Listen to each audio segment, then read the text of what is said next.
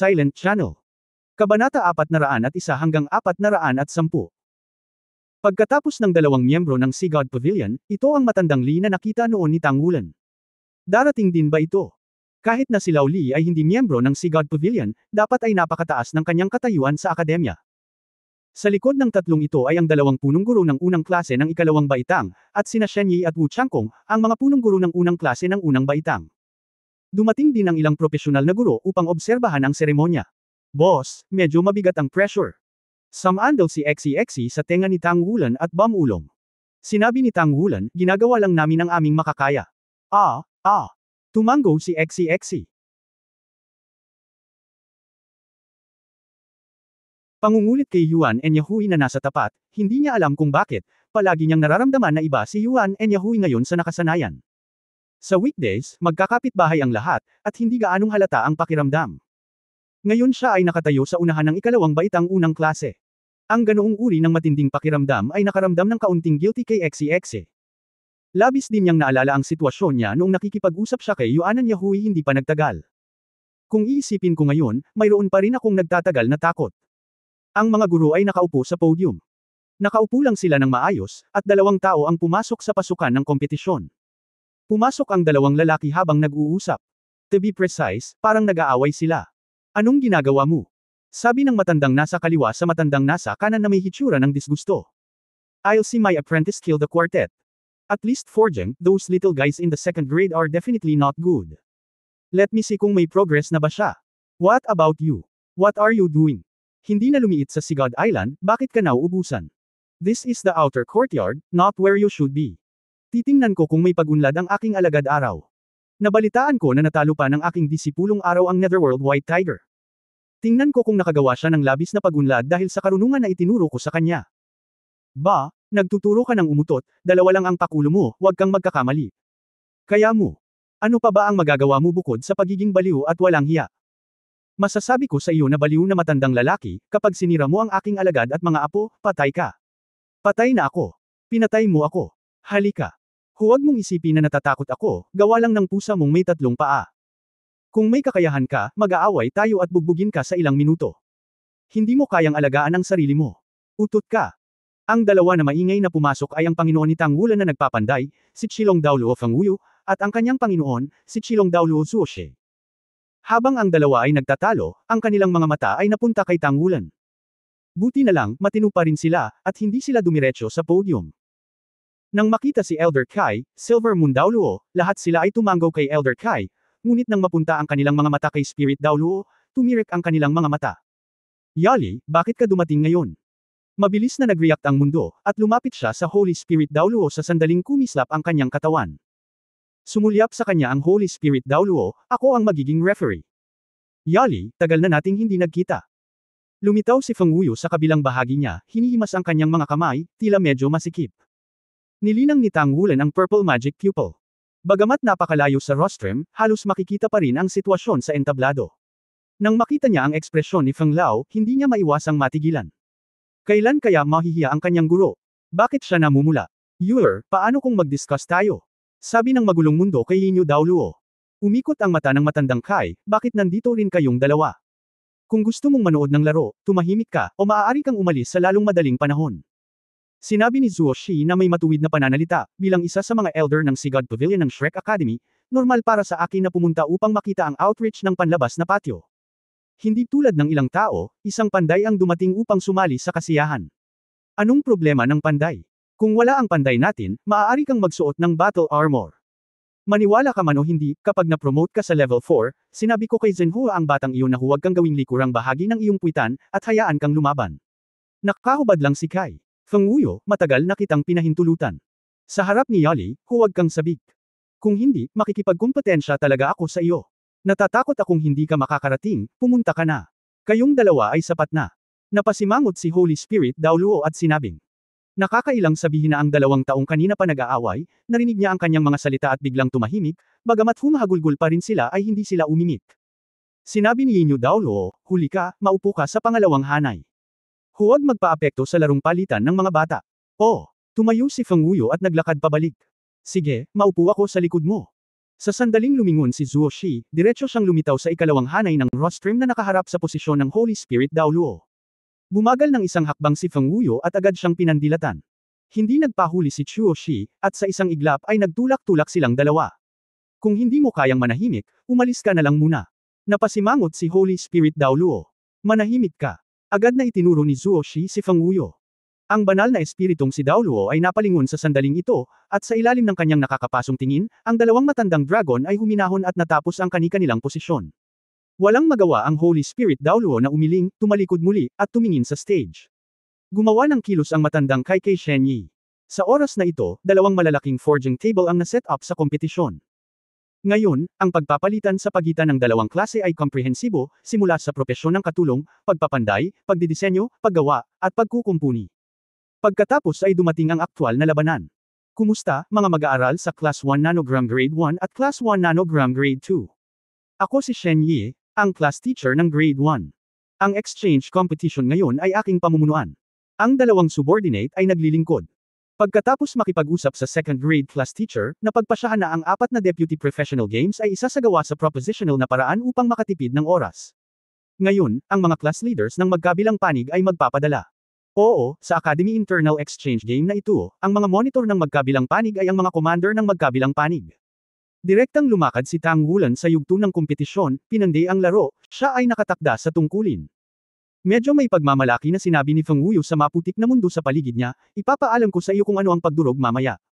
Zuo Shi daw, hindi yun sariling kakayahan ng aking alagad, ano ang kinalaman nito sa iyo?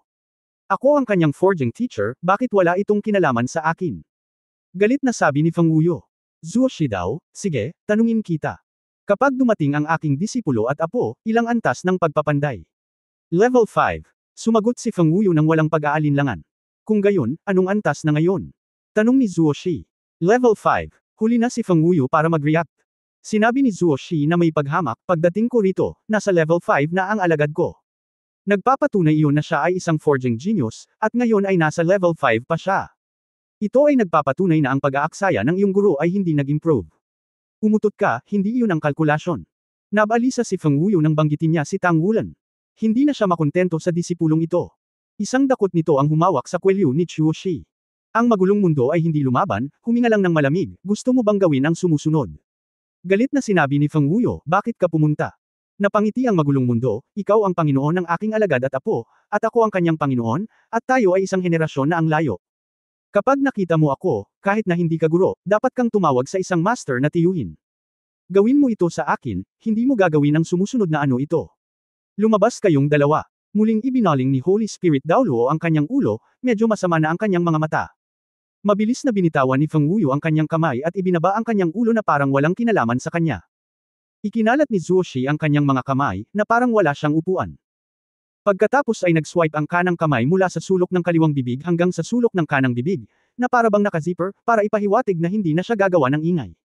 Ang dalawang Shrek Dragon ay sa wakas ay tahimik sa pagkakataong ito. Napangiti ang matandang kay sa pandinig ng Holy Spirit Dao Luo, ikaw iyon, maaari mong tumira silang dalawa. Sa palagay ko ang Pavilion Master ay hindi kasing husay mo sa bagay na ito. Walang magawang umiling si Holy Spirit Dao Luo. Sa oras na ito, sa entablado ng kompetisyon, nasa entablado na si Tang Wulan at ang mga mag-aaral sa ikalawang baitang na lumahok sa mga forging exchange at exchange. Ang kalaban ni Tang Wulan ay isang teenager na mukhang 16 o 7 taong gulang. Malinaw na mas matanda siya kay Tang Wulan. Mukha siyang ordinaryo at katamtaman ng pangangatawan. Walang nakakagulat sa kanya. Ngunit ang mga palad ng isang kamay ay partikular na malapad, at ang mga braso ay partikular na matibay. Ang kanyang ugali ay napakakalma, ang kanyang mga mata ay nasa forging stage sa kanyang harapan pagkatapos niyang umakyat sa entablado, at hindi siya tumingin kay Tang Wulan. Walang alinlangan, ito ay dapat na miyembro ng forging committee ng unang klase ng ikalawang baitang at ang buong ikalawang baitang. Nang makita ang estado ng kalaban, hindi napigilan ni Tang Wulan na tumanggaw ng lihim sa kanyang puso. Hindi naging madali para manalo sa larong ito. Hello senior, ito si Tang Wulan. Binati ni Tang Wulan ang isa't isa sa sarili niyang inisyatiba. Pagkatapos ay tumangala sa kanya ang second-year forging committee member at tumanggaw sa kanya, He Xiaopeng, class 1 of the second-year class. Malakas na sinabi ni Shen Yi, ang unang sesyon, pagpapalit ng mga palitan at talakayan. Ang paksa, paglilinis ng metal. Bawat isa sa inyo ay makakakuha ng isang pambihirang metal na titanium na kristal sa loob ng 2/4 ng isang oras. Kaninong titanium crystal ang may pinakamahusay na purification effect sa loob ng tinukoy na oras? Kung sino ang mananalo sa laro ay siyang mananalo sa laro. Ang mananalo ay makakakuha ng 1,000 kontribusyon na puntos at unang baitang ng 0. Magdaragdag ng bonus. Titanium. Nang marinig ang pambihirang metal na ito, bahagyang itinaas ni Tang Wulan ang kanyang kilay, habang bahagyang nakasimangot si He Xiaopang. Sa mga bihirang metal, ang ilan ay partikular na mahirap huwad. Ang mga metal na ito na partikular na mahirap pandayin sa pangkalahatan ay may isang bagay na karaniwan, iyon ay, ang kalidad ay masyadong mataas, masyadong matigas o masyadong nababaluktot, at nangangailangan ng mas maraming oras upang gawin ang mga ito sa panahon ng proseso ng pag-forging. Ang titanium crystal ay walang alinlangan na isa sa mga pinuno. Mas mainam na sabihin na ito ay isang bihirang metal kaysa ito ay isang hindi nalinis na mineral. Ito ay napakahirap, ngunit sa parehong oras ito ay matigas at malutong. Sa panahon ng proseso ng forging, kung gumamit ka ng labis na puwersa, maaari itong masira, at kung hindi ka gumamit ng sapat na puwersa, hindi mo ito maalog. Sa makatuwid, ilang mga panday ang pinipiling huwad ang metal na ito. Gayunpaman, kung ang titanium crystal ay dinadalisay, ito ay isang napakabihirang metal. Ito ay may malakas na pagkakaugnay para sa halos lahat ng iba pang mga bihirang metal. Maraming mga high-end na forger ang gagamit nito para dagdagan ang paghahalo sa halwang metal upang mapataas ang lakas ng alloy. Ang presyo ng titanium crystal ay napakaganda din, bawat titanium crystal ay halos 60 beses ang presyo ng parehong bigat ng immersion silver. Sa makatuwid, nang nagpatuloy si Shen Yi, maaaring makuha ng mananalo ang iyong mga pekeng produkto. Medyo nag-init ang mga mata ni na Tang Wulan at He Xiaopang, lalo na kay Tang Wulan. Ito ay titanium crystal. Not to mention the outrageous price, kahit may pera ka, baka hindi mo mabili. Isa itong strategic grade rare metal na mahigpit na kinokontrol ng militar at ng federal na pamahalaan. Sa hindi inaasahang pagkakataon, makukuha ito ng kolehiyo. Ang dalawang titanium crystal ay mabilis na inilagay sa forging table ni na Tang Wulan at He Xiaopang.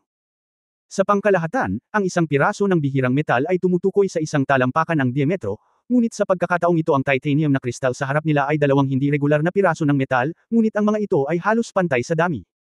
Ang titanium na kristal ay mukhang isang kristal na bato, ngunit maraming pino at magulong gintong sinulid sa loob. Ang isa pang kahirapan sa paglilinis nito ay ang paggamit ng paraan ng pag-forging upang sukliin ang gintong alambre habang binabawasan ang volume hanggat maaari. Ang mas mahusay na gintong wire sa kabuuan, mas mataas ang kalidad ng titanium crystal. Sinasabing mayroong isang ninuno ng Tang clan na gumamit ng gintong sinulid sa loob ng titanium crystal upang gumawa ng mga nakatagong armas, na napakalakas. Noong nasa East China City pa siya, ilang beses ding nilinis ni Tang Wulan ang titanium crystal. Tinulungan siya ni Mu Chen na mahanap ito, ngunit hindi maibigay sa kanya ang purified titanium crystal. Ang bagay na ito ay lubhang mahirap makuha para sa Association of Blacksmiths. Buti na lang at naranasan niya ang mga oras na iyon. Nalaman ni Tang Wulan ang katotohanan nang makita niya ang titanium crystal sa kanyang harapan. Mahusay na inilagay ni na Tang Wulan at He Xiaopang ang front titanium crystal sa forging table para sa calcination. Ang oras ng calcination ng iba't ibang mga metal ay iba. Ang mga forging table sa harap ng mga ito ay ang lahat ng pinaka-advance ngayon, pagsasaayos ng temperatura at oras ng calcination. Ang bawat panday ay may iba't ibang mga gawi sa paggawa, at ang oras ng pagsunog ng metal ay bahagyang naiiba. Ito ay nagsasangkot ng iba't ibang mga paraan ng pamana. Sinabi ni Shen Yi, simulan ang timing kapag tapos na ang calcination. Parehong natahimik sina Tang Wulan at He Xiaopang, at sabay-sabay nilang ipinikit ang kanilang mga mata, inayos ang kanilang kalagayan. Maraming title download sa rostrum ang hindi napigil ang tumango ng palihim. Ang kolehiyo ay walang ipinagkait na pagsisikap sa pagsasanay ng mga palsipikado sa paglipas ng mga taon. Upang ang mga mahuhusay na manghuhuwad ay may dagdag na puntos sa pagsusulit sa pasukan. Dahil ang aspetong ito ay medyo shortboard para sa Shrek Academy, o ang mga nangungunang panday ay walang anumang malaking kapangyarihan. Ito rin ay isang mahalagang dahilan kung bakit personal na kinokontrol ni Chilong Daoluo Fangwuyo ang Blacksmith Association at itinataguyod ang masiglang pag-unlad nito. Ang layunin ng Shrek Academy ay upang linangin ang isang master craftsman. Sa ngayon, kahit sa mga pinamagatang Daoluo, iilan lamang ang nagtataglay ng 4 na character na battle armor dahil sa kakulangan ng Skyforged na metal. Mayroon lamang isang banal na craftsman sa forging world ngayon, at ang Divine Craftsman ay hindi kayang kumpletuhin ang Skyforging sa bawat oras. Bilang presidente ng Blacksmiths Association, bagamat binigyan ni Zhenhua ng maraming mukha ang Shrek Academy, limitado ang kanyang kakayahan sa pagpapanday. Bilang karagdagan kay Shrek, mayroon ding maraming malalaking puwersa na naghahanap sa kanya, at siya ay abala na. Maliit na bahagi lamang ng pangangailangan ang maaaring matugunan. Kaugnay nito, walang paraan ang iba't ibang puwersa. Sino ang gumagawa ng mga master craftsman kaya mahirap makuha? Matagal nang na-promote si Feng Wuyo bilang Saint Craftsman, ngunit alam niyang malayo ito sa Master Craftsman, at imposibleng maabot ito. Huli na siyang nagsimula, bagamat mabilis siyang bumuti sa paunang yugto sa bisa ng kanyang cultivation base, ngunit pagkatapos ng soul forging, ang daan ng forging ay sumulong, ito ay hindi lamang ang cultivation base. Ito rin ang dahilan kung bakit labis niyang pinahahalagahan si Tang Wulan. Sa kanyang mga mata, si Tang Wulan ay lubos na umaasa na makukumpleto niya ang Tianhuan sa hinaharap at maging isang bagong henerasyon ng mga Master Craftsmen. Bagamat medyo kakaunti ang mga panday, dahil nakatuon ang Shrek Academy sa pagpasok ng mga panday, mayroong humigit kumulang 20 panday sa 2 grado na pinagsama. Naghihintay ang lahat, naghihintay na magsimula ang kanilang pagpapanday. Dito pa lang, biglang iniunat ni Tang Wulan ang kanyang mga braso, at 2 forging martilyo ang lumitaw sa magkabilang kamay ng sabay. Ang kanyang espiritu ang nagpanday ng mabigat na pilak na martilyo. Bahagyang pinindot ng martilyo gamit ang kanang kamay ang button ng forging table, na nangangahulugan din na tapos na ang calcination ng kanyang titanium crystal. Nabasag ang gitna ng forging platform sa harap niya, at dahan-daang bumangon ang titanium crystal na nasunog na naging orange. His Xiaopang on the opposite side of course naramdaman ang paggalaw sa gilid niya, gumalaw ang tenga niya at bahagyang tumaas ang kilay. At marami sa mga manloloko sa mga estudyante sa audience ang bumulalas, bakit napakabilis? May isang kalasag sa entablado upang ihiwalay sila, hindi marinig ni Tang Wulan at His Xiaopang ang boses ng mga manunood, ngunit ang mga huwad na ito ay may mga mukha. Puno na ito ng mga sorpresa. Lalo na ang mga panday sa unang baitang, kabilang si Yang Yansaya, ay nagpakita ng pagkabigla at hindi paniniwala sa kanilang mga mukha. Ang katawan ng titanium na kristal ay masyadong malutong, at ang oras ng calcination ay mas mahaba kaysa sa mga ordinaryong bihirang metal. Sa pamamagitan lamang ng pagpapalambot nito ay mababawasan ang kahirapan sa pagpapanday at mas madaling magsimula. Ngunit ang panahon ng pag-forging ni Tang Wulan ay masyadong maikli, karaniwang kapareho ng pag-forging ng iba pang mga bihirang metal. Hindi kaya niya naiintindihan ang titanium crystal. Kung ito ang kaso, ang gulo ay magiging malaki. Forging titanium crystal, ang pinakakinatatakutan ay ang pag-crack. Kapag nasira, masisira nito ang kalidad ng buong piraso ng metal, kaya naman ito ay direktang ipinadala sa hugis ng isang ore, dahil sa takot na masira sa proseso ng pagputol. Hindi kaya napik ng monitor ang ganitong uri ng metal. Ang titanium crystal ay talagang napakabihirang. Walang naramdaman si Tang Wulan tungkol sa sitwasyon sa audience. Sa kanyang mga mata, mayroon lamang itong kakaibang pambihirang metal na tumataas sa kanyang harapan. Nagsara ang forging platform, at lumitaw ang titanium crystal sa kanyang harapan.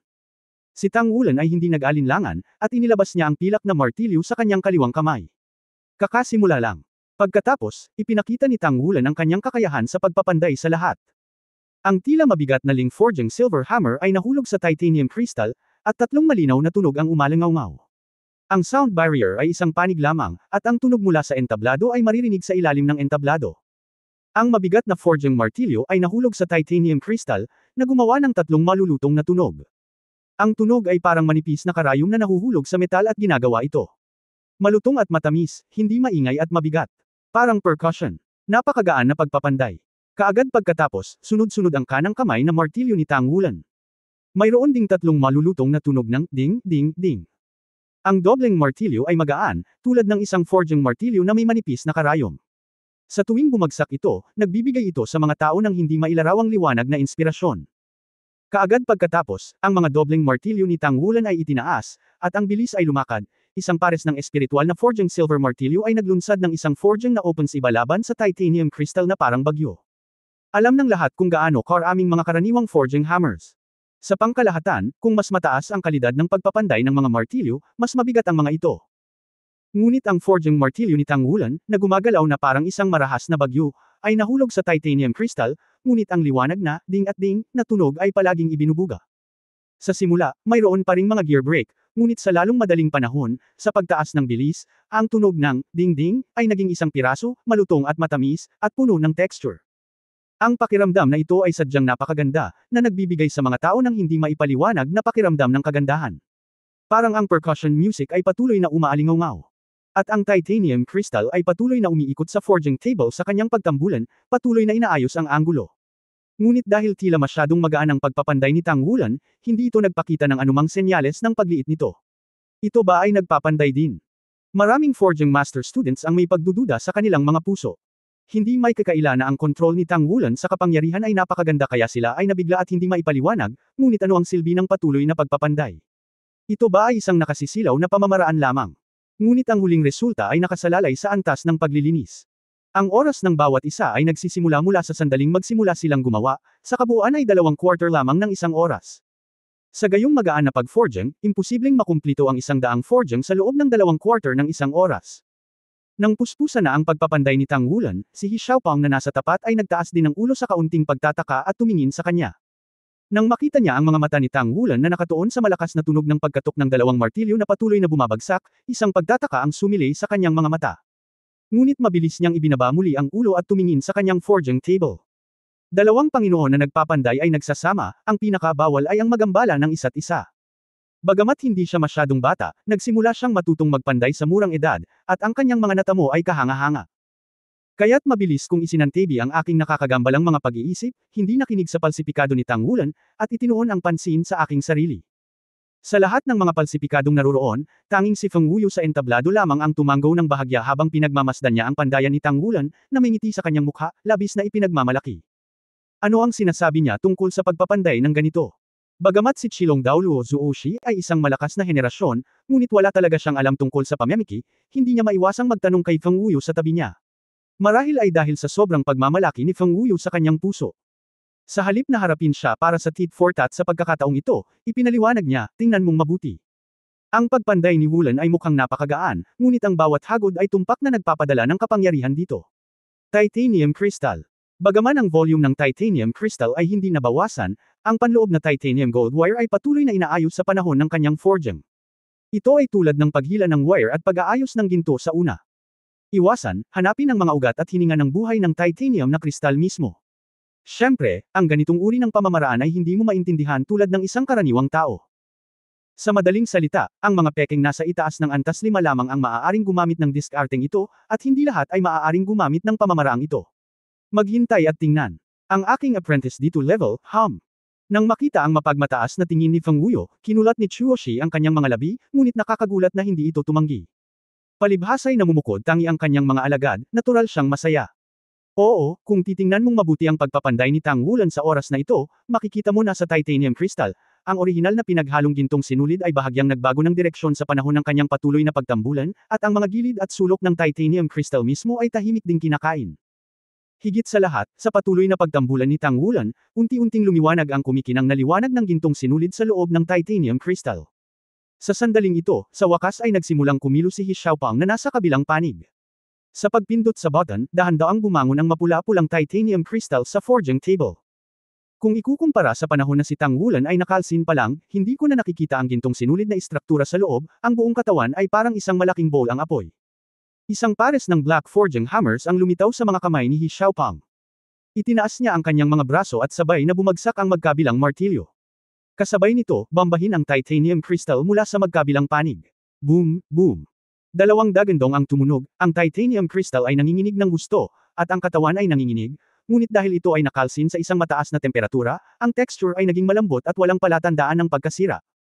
Nagsimula ang pagpapanday ni He Xiaopang sa ganitong estado. Hindi tulad ng karamihan sa mga panday, gumagamit siya ng 2 martilyo upang tumaas at mahulog sa parehong oras. Kung nakikinig lamang siya sa pamamagitan ng kanyang mga tainga, maaari lamang niyang makilala ang isang boses sa halip na 2. Hindi tulad ng paraan ng pagpanday ni Tang Wulan na parang ulan na tumatama sa mga plantain, ang kanyang pagpanday ay mabigat at malakas, at ang bilis ay hindi mabilis, ngunit sa tuwing ito ay bumagsak, ito ay magbubunga ng isang malakas na dagandong. Ang 2 tao ay may mataas na bilis at isang matatag na mababang bilis. Ito ay nagpapakita ng 2 ganap na magkaibang mga estilo ng forging. Bagamat malabong hulaan ng mga forging master sa audience na ang pag-forging ni Tang Wulan ay dapat ding isang espesyal na pamamaraan, hindi nila lubos na maunawaan kung bakit pinili ni Tang Wulan at He Xiaopang ang pamamaraang ito ng forging. Hinawakan ni Xing Yiren si Yang Yansaya sa tabi niya at nagtanong sa mahinang boses, kung ikaw iyon, paano mo gagawan ng mga titanium crystals? Bamulong si Yang Yansaya, dapat itong maging katulad ni He Xiaopang. Gumagamit ng shock ang paraan ng forging ni He Xiaopang. Gumagamit siya ng mabibigat at malalakas na dobleng martilyo upang sukliin ang panloob na gintong sinulid ng titanium crystal sa pamamagitan ng vibration upang makamit ang layunin ng purification. Ngunit ang pamamaraang ito ng forging ay napakahusay. Ito ay mahirap, dahil kahit na ang titanium crystal ay napakatigas, ito ay dapat din na napakababa ng temperatura ng pagkasunog nito. Sa kanan, ito ay masisira kung ito ay masyadong mabigat, at ito ay hindi magiging epektibo kung ito ay magaan ngunit ito ay nakasalalay dito. Paano si Tang Wulan? Tanong ulit ni Xing Yiren. Napakunot ang noo niyang Nyansaya, hindi ko maintindihan ang pag-forging ng monitor. Makatuwiran na gumamit siya ng paraan ng forging na angkop para sa mas nababaluktot na mga metal. Bakit ito ginagamit sa titanium crystal? Hindi ko maintindihan. Baka meron siya. Ang kanyang dahilan. Ginawa mo ang kanyang forging na kamangha-mangha, hindi ka ba matatalo sa larong ito? Nagtaas ng kilay si Xing Yiren. Natawa si Yang Nyansaya, I think I'm already very cunning, but the monitor is much darker than mine. This guy, he rarely do things when he insecure. Forging is his strong point again, with the word, animus alloy. Sinong makakakuha ng battle armor, matatalo sa forging? I can't possible. Oh, yes, you do not know that the leader. Hindi ako panday, paano ko malalaman? Paano mo nalaman? Napatingin sa kanya si Xing Yiren nang may pagtataka. May mga spirit alloys. Kailangan mo pa bang magtanong? Ang mga spirit alloys ay karaniwang ginagamit lamang ng 6th level forgers. Ang squad leader ay hindi posible sa 6th level, at ang 5th level ay dapat hindi tumakbo, o ang uri ng espesyal na talento. Level 5. Pakiramdam ni Xing Yiren ay medyo masama siya. Isa siyang 5th level deputy professional sa unang baitang. Natatakot ako na ilang tao sa kasaysayan ng Shrek Academy ang makakagawa nito, tama ba? Bukod dito, higit sa lahat, siya rin ang pinakamahirap na forge sa pangalawang propesyon, ang pinaka-nakakaubos ng oras na forge. Lumipas ang oras ng 1 minuto at 1 segundo, at ang pag-forging ni Tang Wulen ay lumampas na sa quarter ng 1 oras, humakbang pasulong sa 2 quarter ng 1 oras. Mula sa laki ng titanium crystal sa oras na ito, makikita na si He Xiaopang ay halatang nasa itaas. Ang laki ng titanium crystal sa harap niya ay nabawasan ng 1/10, at walang bakas ng pagkabasag. Ito ay isang napakahusay na kasanayan sa forging. Ang titanium crystal sa harap ni Tang Wulen ay orange pa rin, ngunit sa dami nito, tila hindi ito nagpapakita ng anumang senyales ng pag-urong. Oo. Paano mababawasan ang laki ng matigas na titanium crystal sa gayong magaan na pagtambulan? Hindi tumugon dito si Tang Wulen, ganap na niyang pinasok ang mundong kanyang pinanday. Bahagyang nakapikit ang kanyang mga mata, sa bawat pag-iindayog niya ng forging martilyo ay bahagya itong mahuhulog, na may katamtamang bilis na walang kabawasan sa bilis. Biglang, makalipas lamang ang mahigit 1/4 ng 1 oras para sa He Xiaopang forging, na nasa tapat niya, ang kambal na martilyo ay marahas na nahulog. Isang sinag ng liwanag ang biglang lumitaw mula sa titanium crystal. Ang liwanag ay nakasisilaw, ipinakita bilang makikinang na ginto, at ito ay tumataas ng higit sa 1 talampakan. Libu-libong pag-forging ng isang produkto, ang titanium crystal ay tumataas sa espiritu. Isang tandang ang narinig sa madla. Ang metal ay nagtaas ng espiritu, na nangangahulugan na ang libong panday ay matagumpay. Bukod dito, ito ay dapat na ang unang baitang ng 1,000 forging na tumaas ng higit sa 1 talampakan. Ang pag-forging ng mga titanium crystal sa antas ng 1,000 forging ay mas mahirap kaysa sa mga ordinaryong bihirang metal. Sa sandaling magsara ang mga martilyo ni He Xiaopang, umatras siya ng 1 hakbang, bahagyang umaalon sa kanyang dibdib. Ang sinag ng liwanag na tumataas mula sa titanium na kristal ay namumuo ng hindi nahihilo, at tumagal ito ng mahigit 10 segundo bago ito dahan-daang napatay. Nang walang tuloy-tuloy na forging, unti-unting kumupas ang pula sa ibabaw ng titanium crystal. Ang orihinal na magulo na gintong sinulid ay naging isang patag na piraso ng ginto. Ang dami ng buong titanium crystal ay lumiit ng halos 20%, at ang maliwanag na gininto ang liwanag ay patuloy na nakikita mula dito. Shanjin Yipon ng napakagandang kalidad. Nauna ang pangalawa, at ito ang unang nakatapos ng unang baitang. Hindi na nagpatuloy si He Xiaopang sa pagpeke dahil umabot na ito sa kanyang rurok. Kontento na siya sa kanyang pagpapanday. Sa ilalim ng pressure, medyo extraordinarily ang kanyang nilalaro ngayon. Sa normal na mga kalagayan, hindi madaling kumpletuhin ang pag-forging ng isang titanium crystal sa loob ng 2 quarter ng 1 oras, at nakumpleto na niya ito ngayon, at natapos na ito. Medyo perpekto, ito talaga ang sumikat niya matapos siyang maging panday, kaya sobrang kontento na rin siya sa sarili niya. Sabay na sumimangot sina Shen Yi at Wu Changkong. Nakumpleto na ang 1,000 forging first grade ni He Xiaopang, ibig sabihin, hindi siya magagapi. Sa loob ng 2 quarter ng 1 oras, nagawa ni Tang Wulen, higit sa lahat, 1 baitang lamang ng Changquan. Magsisimula muna siya at magtatapos sa ibang pagkakataon. Nahuhuli siya sa oras ni He Xiaopang. Kahit na makumplito rin niya ang 1,000 forging 1 grade, si He Xiaopang ang nanalo sa exchange na ito. Papalapit ng papalapit ang oras sa 2 quarter ng 1 oras, ngunit nagpatuloy ang pagpapanday ni Tang Wulen, at ang volume ng kanyang titanium crystal mismo ay hindi lumiit ng kalahati. Napakalaki pa naman ito, pero ang labas ay natabunan ng orange at pula, kaya hindi mo makita ang loob. Alam lamang ni Wu Changkong ang lakas ng pagpapanday ni Tang Wulen, ngunit hindi niya alam kung paano siya nagel-inang at nagpanday. Ang alam lang niya ay ipinanganak si Tang Wulan sa isang mahirap na pamilya at hindi maganda ang kondisyon ng pamilya. Hindi na ba siya nakagawa ng titanium crystal, isang pambihirang metal? Tanong nito na nagdagdag ng kaunting pag-aalala sa kanyang puso. Ito ang unang laro ng palitan ngayon, at masasabing ito ang kanilang pinakasiguradong laro. Kung matalo sila sa larong ito, kung gayon ang moral ng unang baitang ay tatamaan ng husto, at ang putok ay ang pinuno ng pangkat. Tang Wulan. Pero ngayon wala na silang magagawa. Maaari lamang nilang piliin na maniwala kay Tang Wulan at maniwala na makakagawa siya ng mga himala.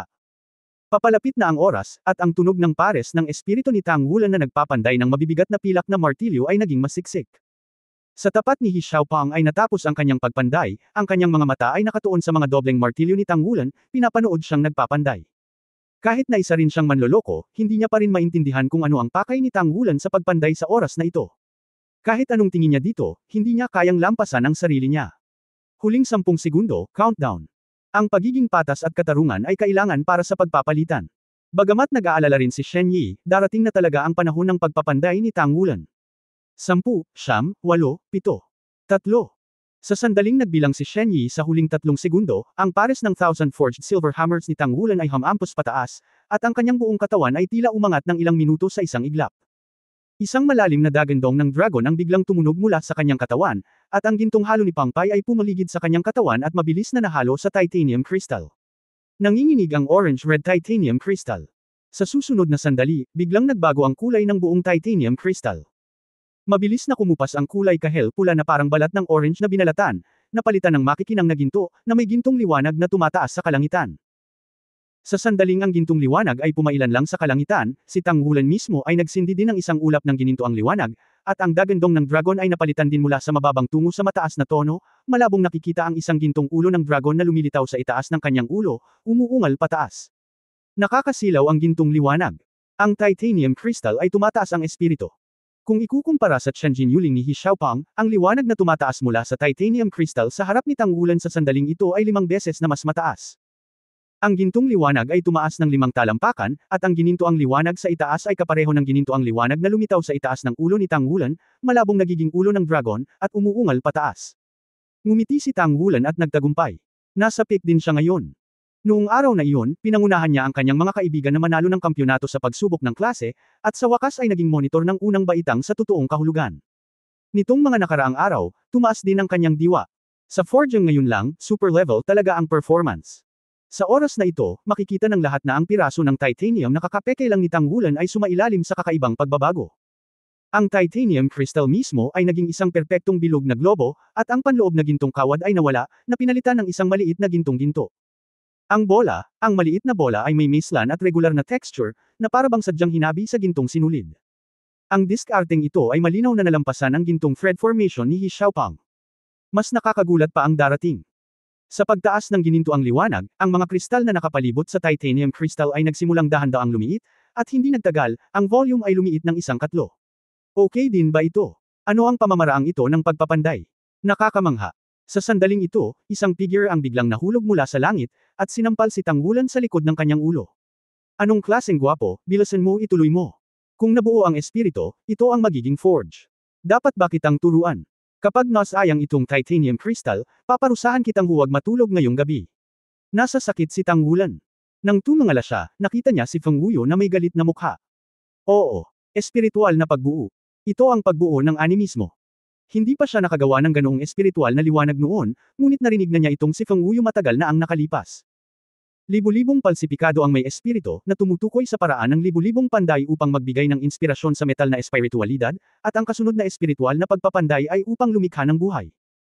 Kapag ang 1,000 forging ay nagpapasigla sa espiritualidad ng metal, mayroong isang sitwasyon ng espiritual na pagbuo, na nangangahulugan na ang buhay na aura ng metal mismo ay nakataas sa isang estado ng paggising, at ito ay halos hindi may iwasang ipagpatuloy ang espiritual na pagpapanday. Kaya nga may kasabihan na kung mabubuo ang isang tao, dapat maging isang panday. Hindi nang ahas si Tang Wulan na pabayaan ang sakit sa likod ng kanyang ulo. Huminga siya ng malalim, humakbang pasulong, at iwinagayway muli ang isang pares ng espiritual na mabibigat na pilak na martilyo. Matandang Feng. Nakayuko na si He Xiaopang at sumaludo kay Feng Wuyo. Panday din siya, second-year student siya, at syempre member din siya ng Shrek Academy Blacksmith Association, at natural na kilala niya si Feng Wuyo. Maganda ang iyong pagganap ngayon. Ngunit patuloy kang magsisikap. Mayroon kang matibay na pundasyon, ngunit mas mababa ang iyong espiritualidad. Kailangan mong magkaroon ng higit na pangunawa sa metal. Si Feng Wuyu ay tila mas malumanay kapag nakaharap kay He Xiaopeng, at pagkatapos ng ilang salita ay itinulak ito sa isang tabi, ngunit hindi ibig sabihin na bumaba sa entablado. Sa rostrum, tumingin si Shen Yi kay Kai Lao. Nang isipin nilang lahat na natalo si Tang Wulan, ipinakita ni Tang Wulan sa lahat ang isang himala ng panday. Gayunpaman, naluklok si Feng Lao sa kapangyarihan sa oras na ito, malinaw na lumalabag sa mga tuntunin ng talakayan. Ano ang dapat gawin sa ganitong sitwasyon ngayon? Sinabi ni Kai Lao, hayaan siyang magpatuloy sa pagkumpleto ng Forging, ang unang laro, ang unang baitang panalo. Medyo naantala ang oras ng ikalawang laro. Mabilis na lumakad si Shen Yi kay Lao Kai at Bang Ulong, gayunpaman, kung patuloy kang magpapanday, malamang na maubos ni Tang Wulan ang marami. Siya ang magiging pangunahing puwersa sa huling laban ng koponan mamaya, ito. Bahagyang ngumiti ang Holy Spirit Daoluo at sinabing, hindi mahalaga, maaari itong mabawi. Sa pambungad na ito, hindi na nagsalita pa si Shen Yi, at nagmamadaling tumugon ng may paggalang, at pagkatapos ay pumunta upang makita ang patuloy na panday ni Tang Wulan. Ang Spirit Forging Immersion Silver Hammer ay sumambulat ng may napakatingkad na kinang sa oras na ito. Sa pagpapanday ni Chen Huan, ang kapangyarihan ng kaluluwa ay nagsisilbi lamang bilang isang martilyo na pangakit, ngunit sa pagforging ng espiritu, kailangan nito ang buong output ng kapangyarihan ng kaluluwa upang suportahan ito. Ikanaway ni Tang Wulan ang isang pares ng espiritual na forging heavy silver martilyo, at ang dating liwanag ay nawala, napalitan ng mahinang dagandong. Sa tuwing bumagsak ito, ang dagandong ay sunod-sunod na tutunog, at ang stakang martilyo na epekto ay siyang nagpatugtog sa kanya ng pinakamatingkad. Ang kapangyarihan ng espiritu sa kanyang katawan ay nagmamadali at umungal, at hindi niya sinasadyang kontrolin ang kanyang output ng kapangyarihan ng espiritu. Kung ikukumpara sa unang pagkakataon ng espiritual na pagsasanay, mas may tiwala siya ngayon. Hindi bababa sa hindi kailangang mag-alala tungkol sa kakulangan ng kapangyarihan ng kaluluwa. Hindi sapat na kapangyarihan ng espiritu, at kapangyarihan ng chi at dugo. Ang pagkain ng dalawang uhaw sa dugo na bean-paste ba ng araw na iyon ay nagbigay inspirasyon sa Golden Dragon na yumugyug sa kalangitan sa pinakamahalagang sandali, at ang malas, chi at dugo, ay nakumpleto ang linggo, upang makalaban niya si Wu Siduo. Ang pagkumpleto ng suntok na iyon ay naging dahilan din ng pagkumpleto ng Golden Dragon Shockang ni Tang Wulan, at nagtagumpay siya sa malas at dugo. Sa mga sumunod na araw, nang magsanay siya sa gabi, ang pangunahing layunin ay pagsamasamahin ang malas na chi at dugo.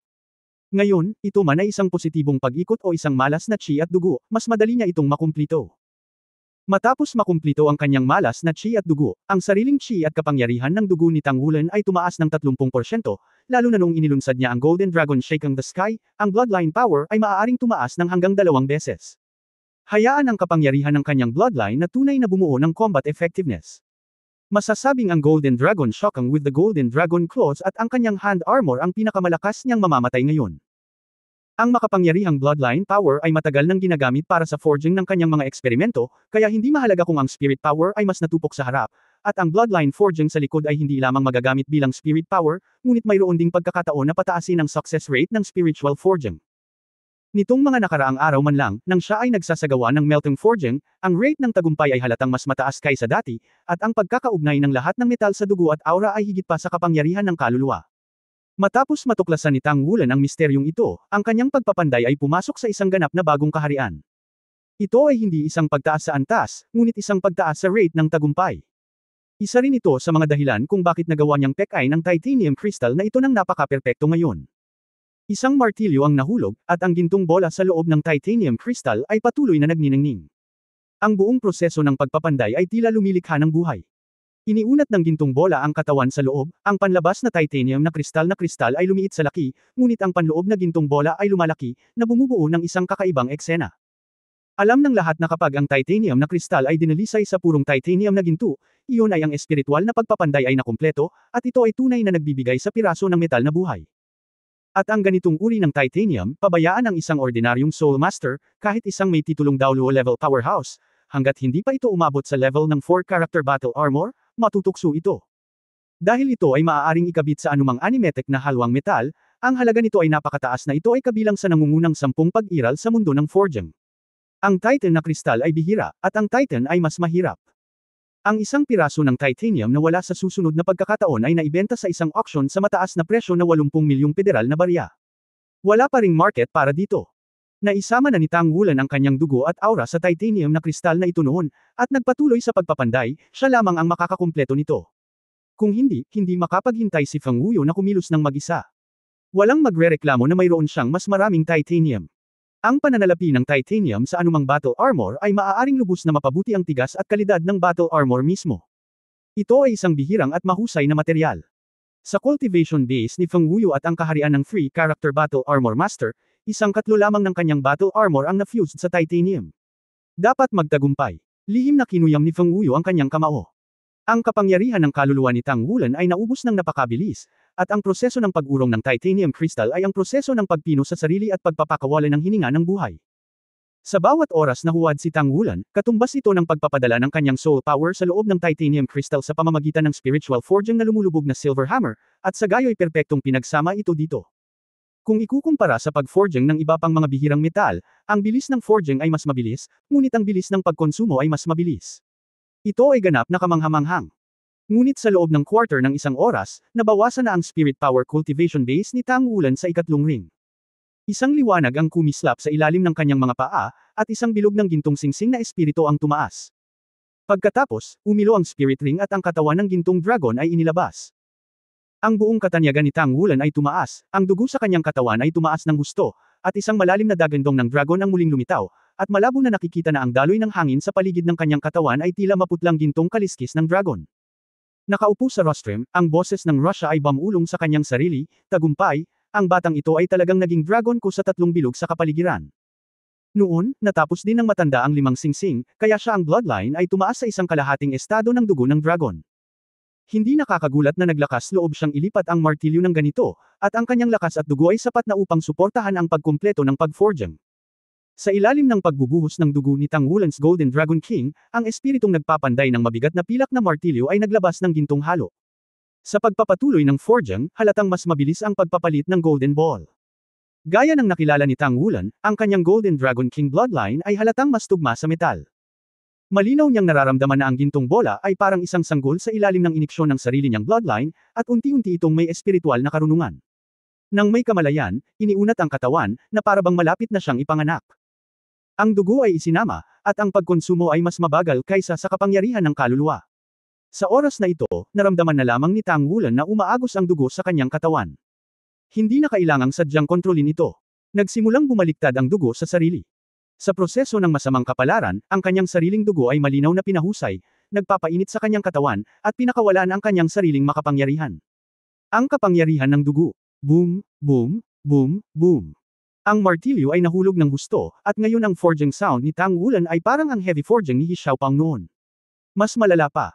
Sa forging na ito, sa bawat oras na mahulog ang martilyo, ang titanium crystal ay lumiwanag ng kaunti, at ang gintong bola ay tumaas halos sa bilis na nakikita ng hubad na mata. Pababa ng paunti ang mga kristal sa labas. Para magtagumpay, Ling Forge. Siya ba, level 5 blacksmith pala siya? Pagtingin kay Tang Wulan sa harap niya, medyo komplikado ang mga mata ni He Xiaopang. Sa unang klase ng ikalawang baitang, siya ang pinakamatanda. Siya ay 17 taong gulang sa taong ito. Palagi niyang pinaniniwalaan na ang 17 taong gulang mismo ay maaaring umabot sa antas ng pang-apat na antas ng panday, na isa ng himala sa mundo ng panday. Hindi nagtagal, si Mushi, nakakapasok lang sa klase, ay nasa parehong estado. Kung hindi lang siya latecomer, at hindi niya ipinakita ang kanyang lakas, marahil ay binyantaan niya ang kanyang katayuan bilang isang forging committee member. Katulad ng oras na ito, may boses na sa klase na nagsasabing gusto nilang hayaan si Mushi na lumahok sa kompetisyon. Dahil naniniwala sila na imposibleng manalo sa unang baitang, mas mabuting hayaan na lang kay Mushi na ipakita ang kanyang lakas. Ngunit sa huli, nagpa siya ang punong guro na hayaan siyang maglaro sa ngalan ng ikalawang baitang, na nagsasabi na mayroong isang napakalakas na maliit na lalaki sa unang baitang, na may pambihirang antas ng panday. Wala siyang pakialam noon, at hindi niya minamaliit ang kalaban sa laro ngayon. Naniniwala siya na hanggat magaling siya sa sarili, tiyak na mapapanalo niya ang forging game na ito. Pero ganito ba talaga? Nag-perform siya sa isang super level ngayon at sobrang kontento sa kanyang forging. Gayunpaman, lahat ng ipinakita ng kabilang partido ay higit pa sa kanyang magagawa. Hindi mahalaga kung gaano siya katanda, hindi siya hihigit sa 15 taong gulang, mas bata kaysa sa kanyang sarili, ngunit mayroon na siyang kakayahan para sa espiritual na pagpapanday. At hindi ko alam kung gaano katagal bago malagpasan ang pinakamahalagang threshold ng forge na ito. Sa madla, isang pares ng kahangahangang mga mata ang nahulog din kay Tang Wulan, ang kanyang mga mata ay puno ng pagtataka. Noon pa man ay alam na ni Mushi na si Tang Wulan ay level 5, ngunit ito ang unang pagkakataon na makita siyang nememeke. Mapapapeke talaga siya, mas malakas siya kaysa dati. Ang gininto ang liwanag na iyon ang kanyang sigla, napakalakas na nito.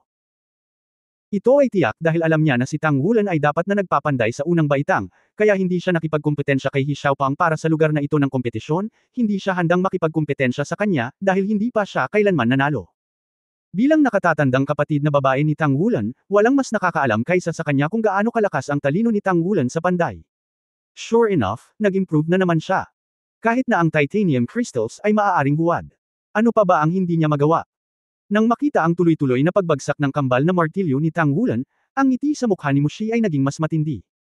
Buti na lang at walang nakapansin sa kanyang ekspresyon ni isa sa mga kaklase sa kanyang paligid, at lahat ng atensyon nila ay nakatuon sa stage. Kung hindi, may magtatanong kung aling panig siya. Boom! Ang nakasisilaw na gininto ang liwanag ay biglang naging malambot, at ang huling martilyo ni Tang Wulan ay nahulog, na parabang nabasag niya ang isang eggshell, at isang bahagyang pagkaluskos ang tumunog. Isang bitek ang lumitaw sa ibabaw ng hindi na naa-access na titanium crystal. Nabigo. Nasira ang titanium crystal. Hindi kaya siya ay nabigo. Ngunit sa sumunod na sandali, nanlaki ang mga mata ng lahat. Agad na kumalat ang bitek sa bawat sulok ng gintong bola. Pagkatapos ay nabasag ito, at isang malambot na liwanag ang sumilay mula sa loob ng gintong bola. Ang bawat kinang ay puno ng hininga ng buhay. Ang pakiramdam ng Holy Spirit Daoluo sa aspetong ito ay ang pinakahalata, at bahagyang tumanggaw siya. May banayad ng ngiti sa kanyang mukha. Halatang puno ng paghanga ang mga mata niya. Ang gintong bola ay parang ibong may sirang shell, dahan-daang tumataas, lumulutang sa hangin. Pagkatapos ay lumitaw ang isang kakaibang eksena, nagsimula itong lumipad sa paligid ng Tang Wulan, tulad ng isang maliit na ibon na natagpuan ng kanyang ina, naglalabas ng isang masayang hagong na tunog. Tumawa din si Tang Wulan, ito ay isang senyales na ang metal ay nagbigay buhay sa buhay at kasabay nito ay nagtataglay ng espiritualidad. Ito ay isang napakabihirang sitwasyon. Nakagawa na siya ng espiritual na forging noon, ngunit tiyak na hindi siya kasing espiritual ng gintong bola sa kanyang harapan. Ito ang unang pagkakataon na nakakita siya ng ganitong uri ng espiritual na nagpapanday ng metal. Sa sandaling itinaas ni Tang Wulan ang kanyang kamay, natural na bumagsak ang gintong bola sa kanyang palad, at kumalat ang pakiramdam ng intimacy.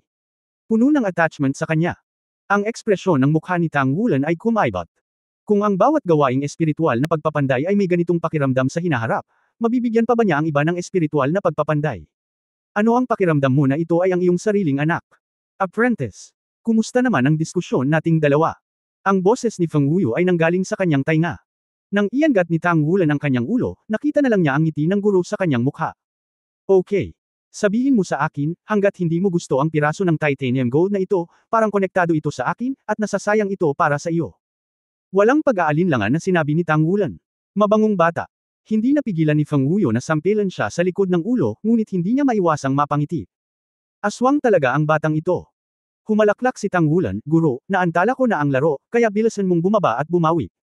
Pupuntahan kita ngayong gabi. Oo. Tumanggo si Feng Wuyo, hindi pa rin maitago ang ngiti sa kanyang mukha. Ang paglikha ay matagumpay, at ang espiritual na pagpapanday ay matagumpay. Ang titanium crystal ay maaaring buwad sa titanium gold, na nangangahulugan na si Tang Wulan, isang panglimang antas ng forging master, ay karapat-dapat sa pangalan. Bagamat siya ay nagsasanay sa pagtunaw ng forging sa panahong ito, ang kanyang kakayahan sa paglilinis ng metal ay bahagyang napabuti, lalo na ang kontrol sa pagforging, at kahit na ang kanyang sariling savvy ay ginagawang hindi nagkakamali. Paano siya magiging malungkot sa gayong apprentice? Tapos na ang unang laro, at ang klase sa unang baitang, si Tang Wulan ang nanalo. Kalmadong ibinalita ni Shen Yi ang resulta. Sa katunayan, ang resulta ay halata na. Malungkot na bumaba si He Xiaopang. Bumalik si Tang Wulan sa unang baitang, at biglang nagpalakpakan. Ngumiti si Tang Wulan at tumanggo sa mga kaklase, at pagkatapos ay agad na sinenyasan si Shu Lijibi. Nagmamadaling pumunta si Shu Lizi sa kanyang tabi at iniabot ang ilang malalaking recovery bond na inihanda. Kinain ni Tang Wulan ang mga tinapay at naupo nang naka-cross-legged sa lupa upang magnilay. Ang pagkonsumo ng espiritong namumuo sa kanya ay medyo malaki pa rin, at kakailanganin niyang lumaban sa isang koponan mamaya, at kailangan niyang magmadali upang tumugon. Ang ikalawang sesyon ng palitan, disenyo ng mecha. Mangyaring pumunta sa entablado kasama ang mga kinatawan ng magkabilang partido. Sinulyapan ni Guyu si Tang Wulan na nakaupo sa lupa, bahagyang pinaikit ang kanyang mga mata, at pagkatapos ay naglakad patungo sa chess. Sa kabilang banda, ang unang klase ng ikalawang baitang ay natalo sa unang laro. Bagamat medyo hindi makapaniwala, walang gaanong reaksyon. Pagkatapos ng lahat, si He Xiaopang ay nagpakita rin ng isang magandang kakayahan sa forging. Para naman kay Tang Wulan, sa kanilang mga mata, isa lang itong halimaw. Ang pangalawa sa klase isa sa ikalawang baitang ay isang batang babae. Ang batang babae ay matangkad at maganda, at ang kanyang hitsura ay wala na sa ilalim ni Mushi. Kung ikukumpara sa mga babae sa unang baitang, mayroon na siyang medyo mature charm. Mukha siyang kasing edad ni He Xiaopang. 16 o 7 taong gulang ang pinakabata at masiglang taon para sa mga batang babae. Kung ikukumpara, mas ordinaryo ang hitsura ni Guyu, maliban sa kanyang maalikabok na ugali, ang kanyang hitsura ay hindi masyadong maganda. Ang dating forging table ay hindi natanggal, at ang ibabaw ng forging table ay patag at makinis, kaya walang masama kung gamitin ito bilang design table. Matapos umakyat sa entablado ang batang babae sa unang baitang ng ikalawang baitang, ang kanyang tingin ay nakatingin sa direksyon ni Yuan Enyahui. Bahagyang tumanggo si Yuan Enyahui nang maisip siya, at ipinakita niya sa kanya ang isang matamis na ngiti. Ang eksenang ito ay nahuli ni Xi sa unang baitang ng klase. Hindi niya maiwasang medyo mataranta. Ano ang sitwasyon? Kung titingnan mo ang mga ekspresyon nila, kung hindi mo alam na babae si Yuan Enyahui, natatakot akong isipin nilang mag-asawa sila.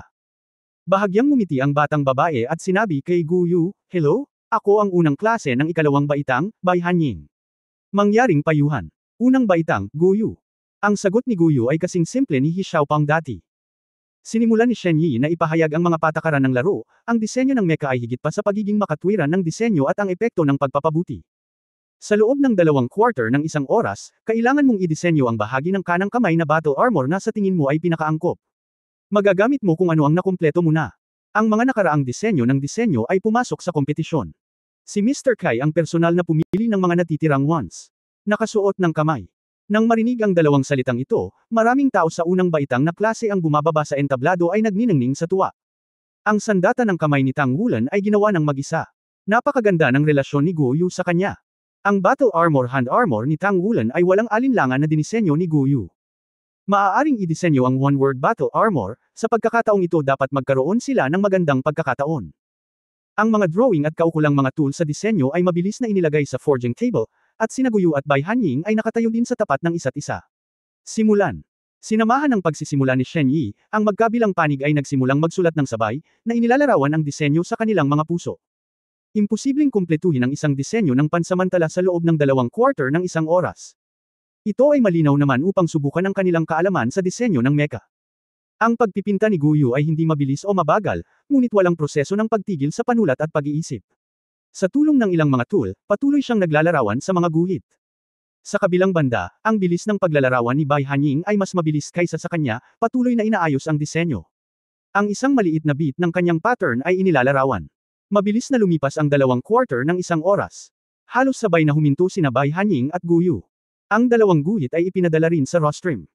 Kinuha ng matandang Kai ang dalawang guhit, unang iniabot ang isa sa Holy Spirit Daoluo, at itinago ang isa para mas malapitan, at pagkatapos ay nagpalitan ng mga pananaw.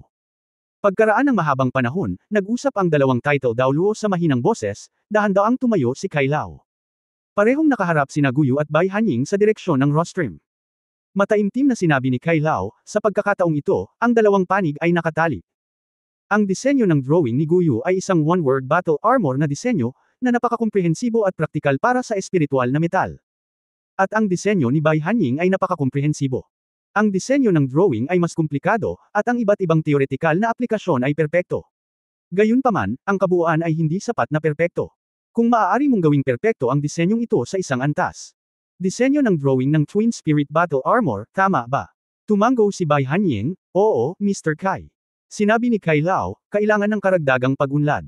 Maaari kang makipag-usap kay Guyu kung mayroon kang oras. Kung makakabawi kayo para sa isa't isa, mas madaling kumpletuhin ang disenyong ito. Ang Twin Spirit Battle Armor, kung ito ay gawa sa espiritual na halwang metal, ang epekto ay magiging mas maganda. Kung hindi, maraming dagdag na oras ang masasayang. Isang bakas ng pag-aalinlangan ang sumili sa mga mata ni Bai Hanying, at nilinggan niya ang kanyang ulo at sinulyapan si Guyu. Mahirap na ang disenyo ng battle armor ng Twin Spirit Spirit Master, kung ay dadagdag ang elemento ng Spirit Alloy, talagang lampas na ito sa kanyang kasalukuyang saklaw ng kakayahan. Naramdaman ni Guyu ang kanyang tingin, lumingon sa kanya, at naunawaan sa kanyang puso na ang disenyo ni Bai Hanying ay malamang na nakatutok kay Yuan Enyahui. Isang panalo at isang draw, dalawang magkasunod na palitan at talakayan, ngunit ang unang baitang ang may mataas na kamay.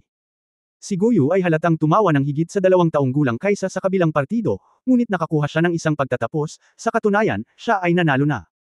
Nang umalis ang dalawang panig sa larangan, natural na nagkaroon ng panibagong tagay mula sa gilid ng unang baitang. Ang dalawang magkasunod na napakahusay na pagtatanghal ay makabuluhang nagpapataas ng kanilang kumpiyansa sa klase. Gayunpaman, sa susunod na ikatlong laro, ang unang baitang ay isang mapaminsalang pagkatalo. Ang ikalawang baitang ay nagpadala ng isang binata na hindi nakita ni Tang Wulan, isang level 4 mecha maker, at si Luo Guixing, na kumakatawan sa unang baitang, ay nasa ikatatlong antas lamang.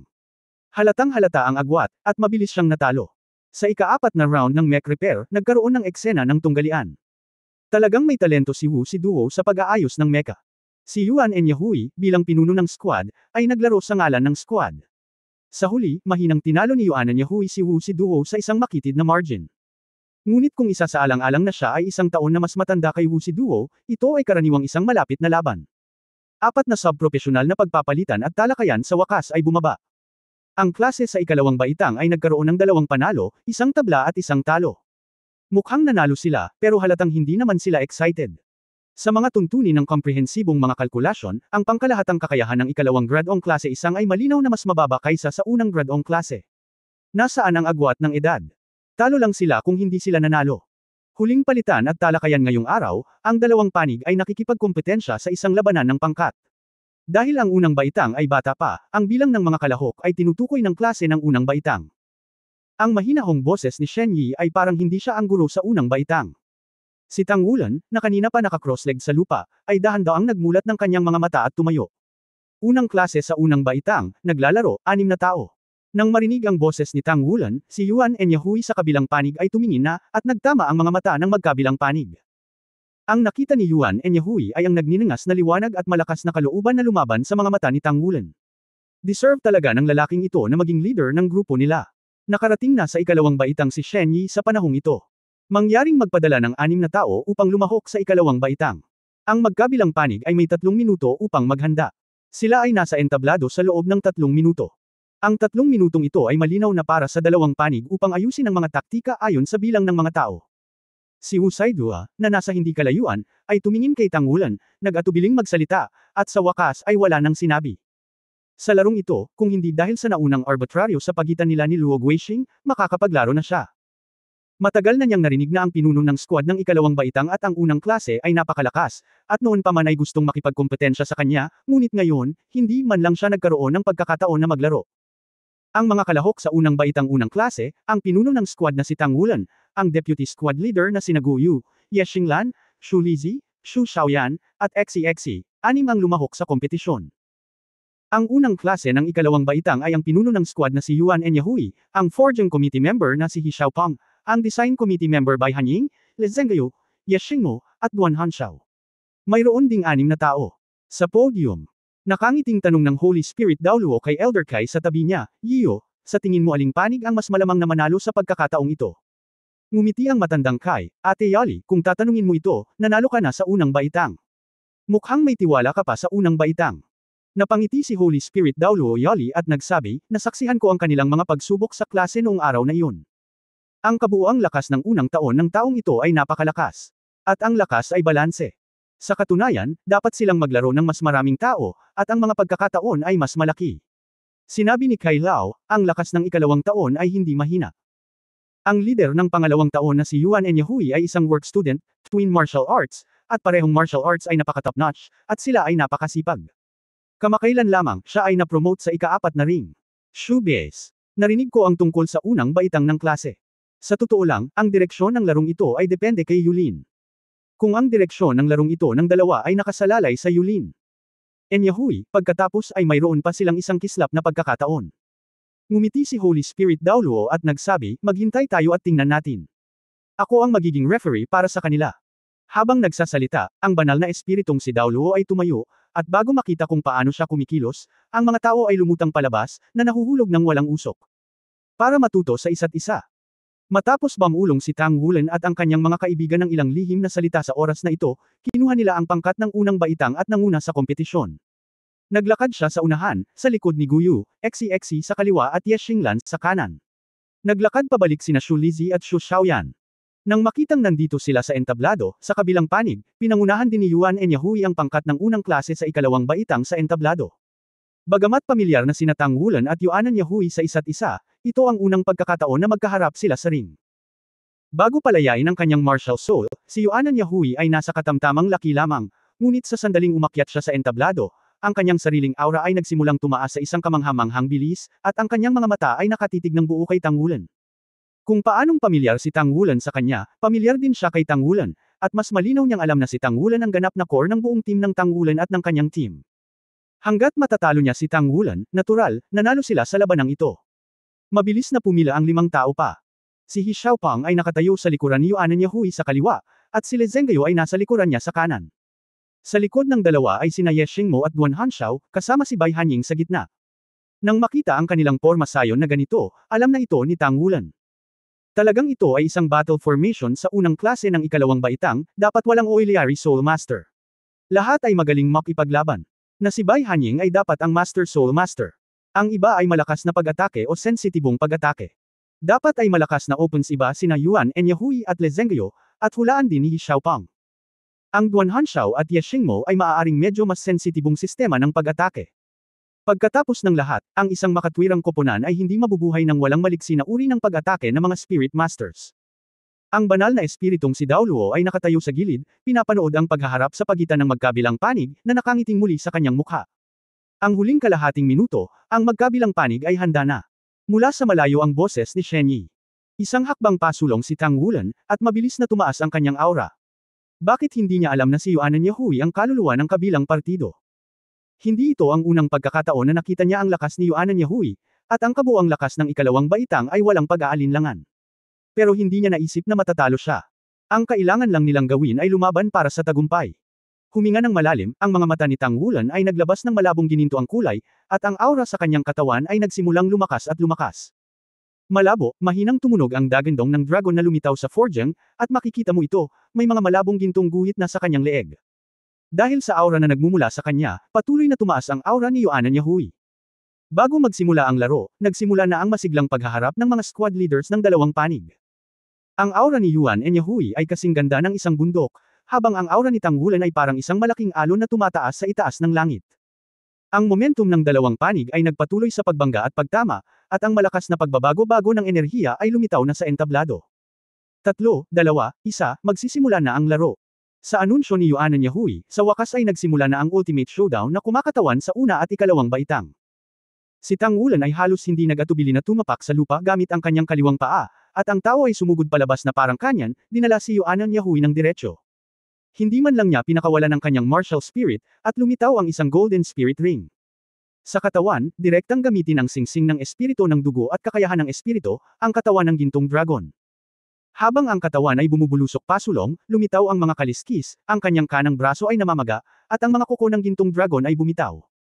Hindi lamang iyon, kasama ang mga agos ng liwanag na bumubulusok mula sa kanang bisig, ang isang salitang sandata ng sandata sa labanan ay pinakawalan, mabilis na tinakpan ang kanyang palad at bisig. Ang gintong baluti ay napapaligiran ng mga bituin, at ang momentum ni Tang Wulan ay tumaas sa tuktok sa sandaling siya ay umakyat. Maliban kay Yuan Enyahui, nagulat ang ibang mga estudyante sa ikalawang baitang. Paanong ito ay isang desperado na poster? Ang reaksyon ni Yuan Enyahui ay halos kapareho ng kay Tang Wulan. Sa pagsisimula ni Shen Yi, nagmamadali rin siyang lumabas, namamaga at mabilis na lumaki sa hangin, ang Titan Great Ape Martial Spirit ay pinakawalan, at ang ikatlong espiritong kakayahan na direktang ginagamit ni King Kong Titan. Ang kaliwang paa ng pinalaking katawan ay muling tumapak sa lupa, tulad ng isang malaking kanyan, at bumangga kay Tang Wulan. Head to head. Kakasimula pa lang ng laro, at malapit nang magbanggaan ang dalawang monitor sa malalakas na spark. Iba rin ang naging reaksyon ng mga manlalaro sa magkabilang panig. Tumayo si Guyu sa kinatatayuan, humakbang si Xu Xiaoyan, at hinawakan siya ng mga kamay, at ang blizzard ay agad na namumulaklak sa paligid ng dalawang katawan, at nakipagtulungan upang kontrolin ang grupo. Tahimik na nawala si Xi sa sandaling lumitaw ang blizzard, at dumulas palabas. Si Xu Lizi ay bamulong ng mga sumpa doon, patuloy na gumagawa ng mga tinapay. Kinuha ni Ye Xinglan ang dating posisyon ni Tang Wulan at tumayo sa harapan. Sa kabilang banda, sa unang klase ng ikalawang baitang, ang iba pang 5 mag-aaral ay naglabas din ng kanilang martial arts.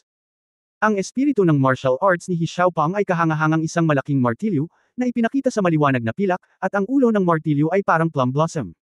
Tumaas ang 2 dilaw at isang lilang 3 bilog na spirit ring.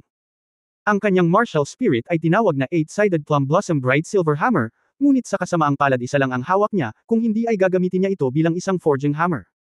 Tulad ng hinusgahan ni Tang Wulan, isa siyang spirit war master ng sistema ng pag-atake.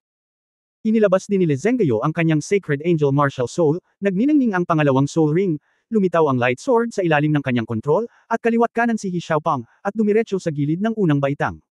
Sa likod nila, sabay na bumili sina Ye Xingmo at Duan Hanxiao. May mahabang espada sa kamay ni Ye Xingmo, at ang kanyang buong katawan ay gamaan, na may gintong bituin sa kanyang noo, at ang kanyang figure ay kumikislap. Nalampasan nito si He Xiaopang sa harap niya, at pagkatapos ng isa pang flash, malapit na siya sa bahaging ito ng first grade class. Sa kabilang banda, pinitik ni Duan Hanxiao ang kanyang pulso, at nang makalabas si Wan, mayroong isang mahabang plauta sa kanyang palad. Ang lumabas sa kanyang plota ay 2 dilaw at 2 lilang singsing na espiritu. Hipa ng marahan sa gilid ng iyong bibig.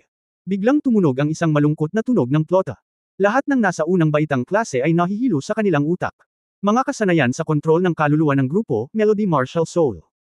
Bukod dito, ito pa rin ang pang-apat na ring cultivation base, siya ba talaga ang control system ng War Spirit Master ng kalaban? At ito ay isang 4-ring group control. Si Bai Hanying, na orihinal na nakatayo sa grupo ng mga Soul Master, ay bahagyang ngumiti, umatras, at hinayaang bumukas ang kanyang posisyon, upang ang Broken Soul Knight ay dumating sa kanyang posisyon. May dagdag siyang sanga sa kamay na may kasamang pink cherry blossoms. Sa alon, ang mga talulot ng cherry blossoms ay kumalat at nahulog sa kanilang mga kasosyo. Ang bawat pagbagsak ng cherry blossom ay magpapaliwanag sa katawan ng tao na may mahinang liwanag. Sinong nagsabing walang tulong? Ang Bai Hanying na ito ay kahangahangang isang Oiliary Spirit Master. 1. Cherry blossoms. Tanging ang pagbabagong ito sa unang baitang ng ikalawang baitang ay nagpakita ng pambihirang lakas. Ang blizzard ay halatang pinabagal ng impluwensya ni Duan Hanxiao. At nanguna na si Ye Xingmo sa harapan ng klase sa unang baitang. Boom! Ang banggaan ng 2 pinuno ng squad ay sumabog na sa oras na ito. Habang nasa ere, si Tang Wulan ay naghagis ng kamao at nabangga ang kamao ni Yuanan Yahui. Sa gitna ng marahas na dagandong, napaatras si Yuanan Yahui ng suntok ni Tang Wulan.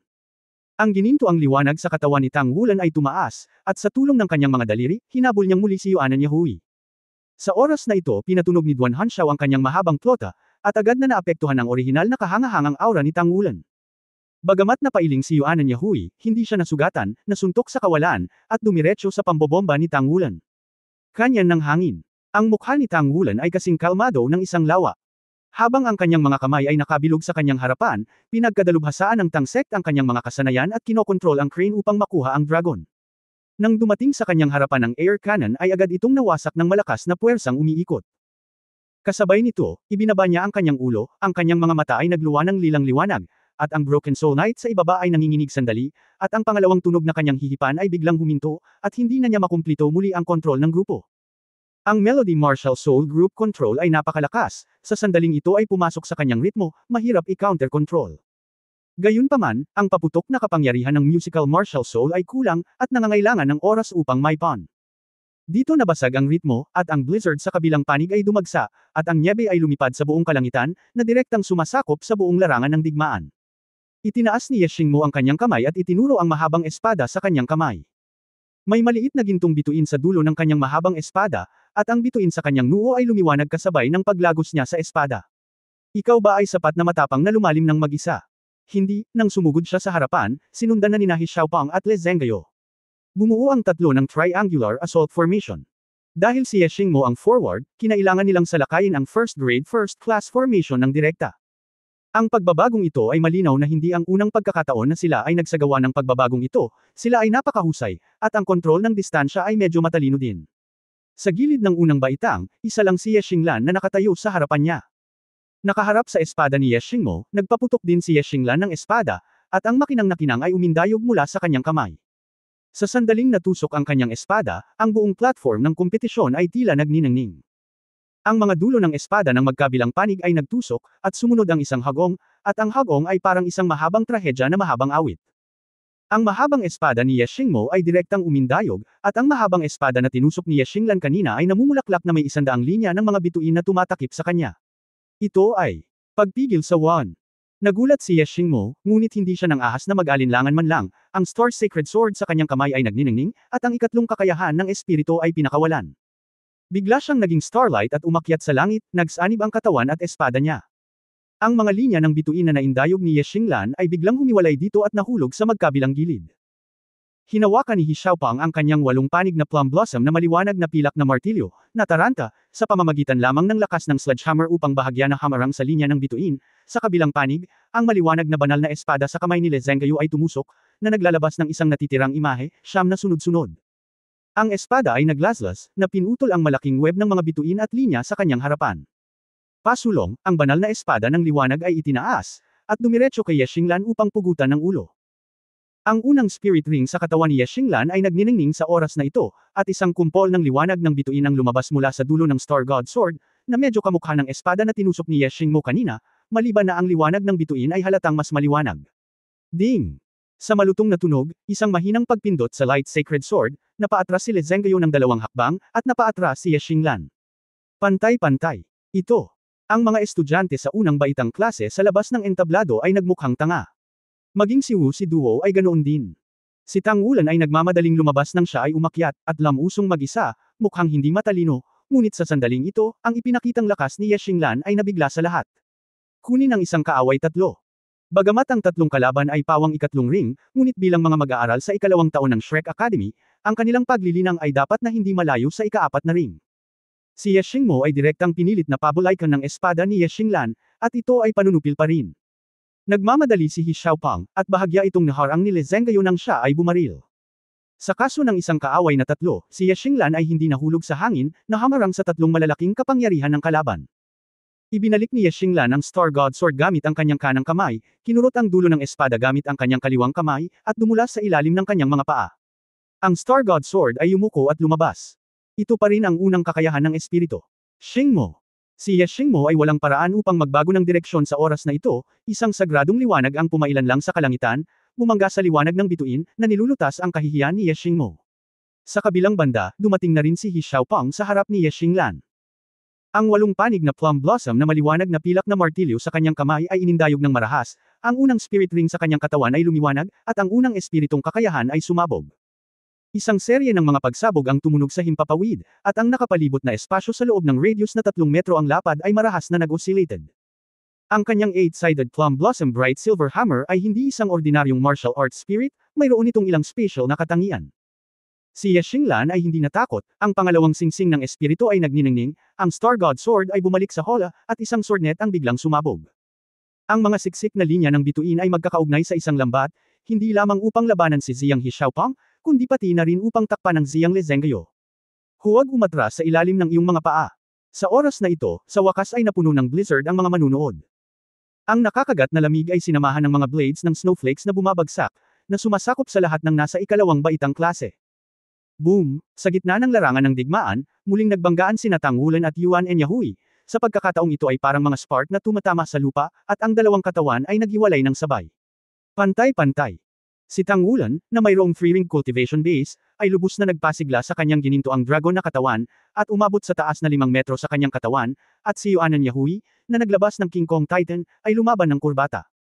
Ang pinakanagulat na tao ay si Yuan Enyahui mismo. Nakipag-away siya kay Tang Wulan at nakipaglaban din sa tabi niya.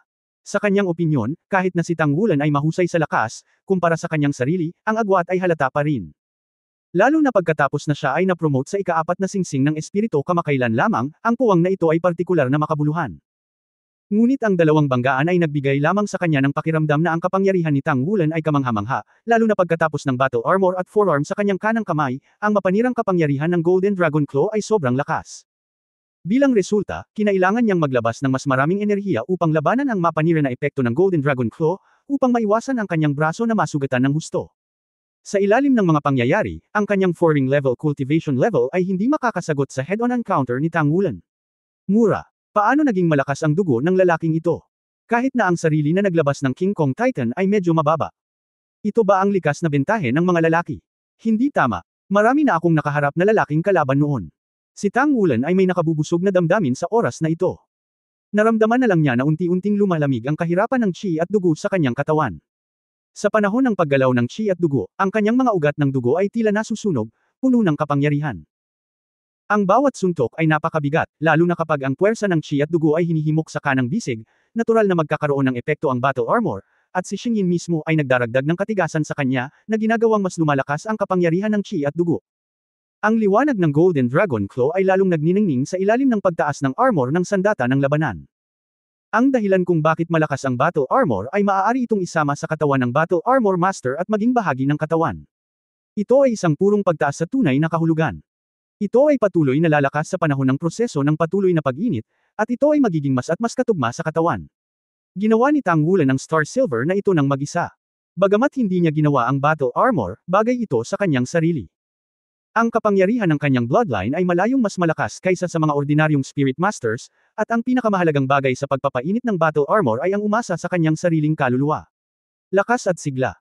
Kung gaano kalaki ang kanyang Golden Dragon King bloodline, halos matuno siya dito pagkatapos niyang magkaroon ng battle armor na ito. Pagkatapos ng ilang araw ng mga pagsasaayos, maaari na nitong ganap na mapataas ang epekto. Sa loob ng ilang panahon, bagamat hindi niya matalo si Yuan Enyahui, walang problemang pansamantalang buhol kay Yuan Enyahui. Ang liwanag sa mga mata ni Yuan Enyahui ay kumikislap, ang unang singsing ng espiritu sa kanyang katawan ay lumiwanag, at ang ikatlong singsing ng espiritu ay nagningning sa isa't isa, at ang kapangyarihan ng Titan ay naisaaktibo.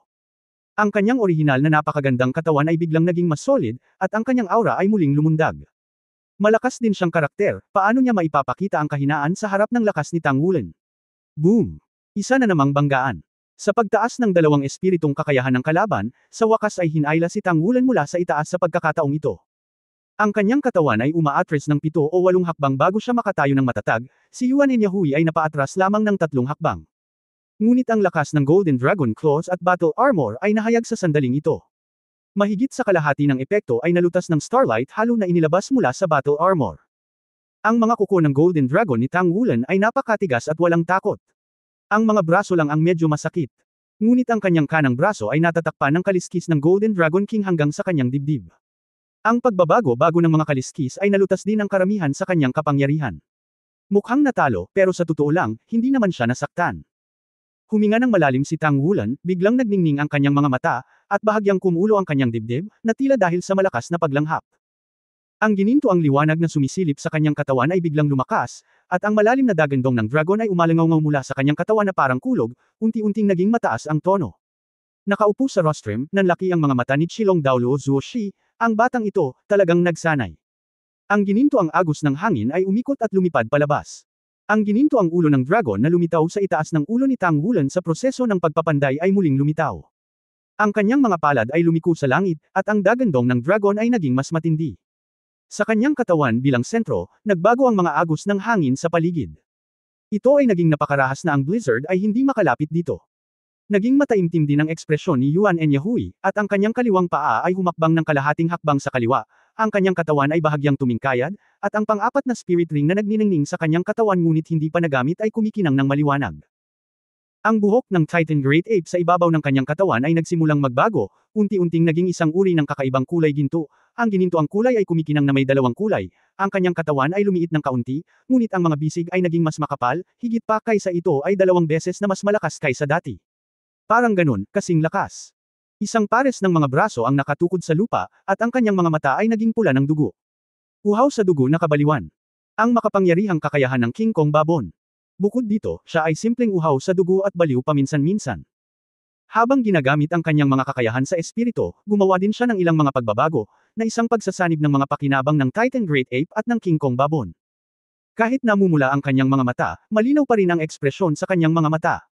Malinaw, ang kanyang isip ay hindi naapektuhan ng pagkauhaw sa dugo. Oo, ito ang pang-apat na espiritu ng kakayahan ni Yuan Enyahui ng Titan Great Ape, at nanalo rin siya sa pangalawa. Ang makapangyarihang kakayahan ng kaluluwa sa likod ng kaluluwa. Troll Titan. Pagkatapos ng kanyang pagsasanib ng King Kong Babon Spirit, dahil sa natural na pagtanggi sa dugo, nagkaroon ng malakas na banggaan ang dugo ng King Kong Babon at ng Titan sa isa't isa. Sa oras na iyon, siya ay nasa ilalim ng matinding panggigipit at muntik ng magkagulo. Nang maglaon, sa pamamagitan ng katahimikan ng isa pa niyang martial spirit fallen angel, at ubili niyang pinigilan ang dalawang bloodline at hinayaan silang magsama. Isang serye ng mga pagbabago ang naganap sa proseso ng pagsasanib, na naging sanhi ng pag-mutate ng kanyang Titan Great Ape martial spirit. Ang pangalawang mutation na ito ay naging sanhi ng kanyang martial soul na magkaroon ng estado maliban sa nasa harap niya pagkatapos na may sigawa ang pang-apat na kakayahan ng espiritu. Tila lumiit ang kanyang katawan mula 5 metro hanggang 4 na metro, ngunit sa katunayan ang pagtaas ay napakalakas na hindi ito ang ikatlong kakayahan ng espiritu. Maaaring ihambing ng King Kong Titans. Pagkatapos maging isang Troll Titan, magpapatuloy siya sa isang uhaw sa dugo at baliw na estado, at lahat ng kanyang kakayahan sa kaluluwa at pisikal na kondisyon ay madodoble. Ngunit ang kakayahang espiritu na ito ay medyo mahigpit din. Una sa lahat, dapat niyang i-activate ang una at ikatlong kakayahan ng espiritu ng sabay-sabay upang maisaaktibo ang pang-apat na kakayahan ng espiritu. Kasabay nito, dapat niyang hayaan ang King Kong Baboon Spirit na gumanap ng spirit ability. Oras na para matuno sa katawan ng isang tao. Ang pagkonsumo ay walang alinlangan na malaki, sabay-sabay na nagpapakita ng tatlong mga espiritong kakayahan kasama ang uhaw sa dugo na galit, kasama ang kanyang kasalukuyang cultivation base, maaari lamang siyang kumapit sa estado ng Troll Titan sa loob ng 3 minuto. Ngunit ito ay magiging isang lubhang nakakatakot na 3 minuto. Nang lapitan siya ni XCXC para sa isang talakayan, hindi niya kailanman ginamit ang kakayahang espiritong ito. Ngunit ang nakaraang serye ng mga banggaan kay Tang Wulan ay naging sanhi ng kanyang pagtama ng isang tunay na apoy, at pagkatapos lamang ay buong tapang niyang inilunsad ang ika-4 na kakayahan ng espiritu. 3 minuto. Sapat na. Ang solid dark golden halo ay makapal na nakapalibot sa katawan ng troll na si Titan, at ang mga matingkad na pulang mata ay tila may matinding takot sa mga tao nang hindi namamalayan. Sa oras na ito, ang aura ni Yuan Yahui ay kasing totoo nito, lubhang nakakatakot. Sa pagitan ng paghinga at pagsusuka, may pakiramdam na nawasak ang mundo. Ang Holy Spirit Daoluo, na nakatayo sa gilid ng kompetisyon, ay hindi napigil ang magpakita ng pagkagulat nang makita niya ang eksenang ito. Naisip niya sa kanyang sarili na ang mga kabataan ngayon ay talagang kahanga-hanga. Si Suwan lang ang may ganitong uri ng pagiging epektibo ng labanan, at talagang pambihira ito. Gumalaw si Yuan Yahui, sumugod siya, dinobol ang laki ng kanyang kanang kamao, dala ng nakakatakot na mga kalamnan ng kanyang kanang braso, marahas niyang hinampas si Tang Wulan. Ang chi at dugo ni Tang Wulan ay umabot na sa sukdulan nito sa oras na ito, ang kanyang mga kamay ay biglang itinulak palabas sa kanyang dibdib, at ang mabangis na dagandong ng dragon ay lumitaw kasabay ng gintong ulo ng dragon. Ito ang gintong dragon na natutunan niya mula sa magulong mundo ng Red Dragon Daoluo. Ang ulo ng dragon ay nakausli, at ang sariling dagwang aura ni Tang Wulan ay ginawa ang lugar sa loob ng 5 metrong diametro na naging isang gintong kulay. Dalawang malakas na puwersa ang nagsagupaan. Sa pagkakataong ito ay walang uhaw sa dugo na bean paste bag, ngunit si Tang Wulan Jinlong Jingtian ay nasanay na rin, at ito ay mas malakas kaysa sa buong suntok kapag kaharap si Wu Si Duo. Golden Dragon Shockang, Troll Titan. Boom! Ang mabangis na agos ng hangin ay nakasentro sa banggaan ng dalawa, at ito ay agad na pumutok, na ikinagulat ng mga manunood na parang kulog sa lupa. Dalawang kakilakilabot na enerhiya ang bumangon, at ang mga palad ni Tang Wulan ay nagsalubong sa kamao ng troll na si Titan na may nagninangas na hininga ng dugo. Makikita na agad na naging pulang ginto ang kamao ni Yuan Yahui na siyang pagbabagong dulot ng pagkabigla ng gintong dragon. Ngunit ang epekto ni Tang Wulan, na inapi din ng kanyang makapangyarihang puwersa, ay biglang natapos. Ang enerhiya sa magkabilang panig ay tumalon ng husto. Mula sa lugar kung saan sila nagkabanggaan, isang buhawi ang pumailan lang sa langit, tinatangay ang blizzard sa hangin, ang kanilang aura ay umuusbong, ang kanang kamay ni Tang Wulan at ang kanang kamao ni Yuan Yahui ay malapit ng magdikit sa isa't isa. Boom! Sa sandaling nagbanggaan ang dalawa, umalangaw-ngaw ang dagandong na dumobol sa nakaraang level, at ang mga energy shield sa paligid ng buong kompetisyon ay lumiwanag lahat, halatang lumalaban sa malakas na impact. Ang katawan ni Tang Wulan ay lumipad ng baligtad, at direktang lumipad palabas sa pamamagitan ng pambobomba. Ang ilaw sa katawan ni Yuan Yahui ay biglang lumabo ng kaunti, at 5 mantsa ng dugo ang lumitaw sa ibabaw ng kanyang kanang kamao. Hinampas ni Tang Wulan ang kalasag sa dikalayuan, at ang kanyang katawan ay tumalbog, tumama sa lupa. Si Yuan Yahui ay hindi rin komportable, ang kanyang kanang braso ay bahagyang bumagsak. Ngunit hindi siya huminto. Ang kaliwang kamao ay itinaas, at ang walang laman ay inilabas, ang pangalawang kakayahan ng espiritu, ang air cannon. Ang target ay tumutukoy sa core ng blizzard sa dikalayuan. Napakalakas ng Yuan Yahui. Napabuntong hininga ang mga estudyante sa dalawang klase sa audience nang makita nila ito. Si Wu Si Duo, na sobrang tiwala sa sarili, ay naikuyom na ang kanyang mga kamay sa oras na ito. Si Yuan Yahui ba ang kaya niyang labanan? Kahit na ginamit niya ang Netherworld White Tiger mag-isa, natatakot ako na maaari ko lang siyang makitungo saglit. Ang kanyang kasalukuyang kakayahan sa espiritu ay talagang napakalakas, hindi naman mas mahina kaysa sa kanyang sariling Nether White Tiger. Magtatagal pa. Pagkatapos nilang magbanggaan si Tang Wulan ng buong suntok, wala nang lakas para lumaban, ngunit maaari na siyang umatake muli. Sa pagkakataong ito ang air cannon ay hindi na walang kulay, ngunit madilim na ginto, at halos agad itong nakarating sa pinanggalingan ng blizzard. Alam na alam ni Yuan Yahui na ang pangalawang tao sa pangkat ni Tang Wulan ay si Guyu. Hindi alam ni Tang Wulan kung may kapangyarihan siyang lumaban muli, ngunit hindi pa natalo si Guyu, at hindi pa sila natatalo. Sa pakikipag-usap kay Tang Wulan, bagamat hindi nabasag ang kanyang kanang braso, nabali rin ito ng espesyal na epekto ng Golden Dragon Claw, na hindi makapagbigay ng puwersa. Ang Troll Titan, na maaaring tumagal ng 3 minuto, ay maaari na ngayong humawak ng higit sa 1 punto sa karamihan. Kampana. Nais niyang samantalahin ang maikling oras na ito upang matulungan ang kanyang sariling tagumpay. Ang larangan ng digmaan ay mabilis na nagbabago.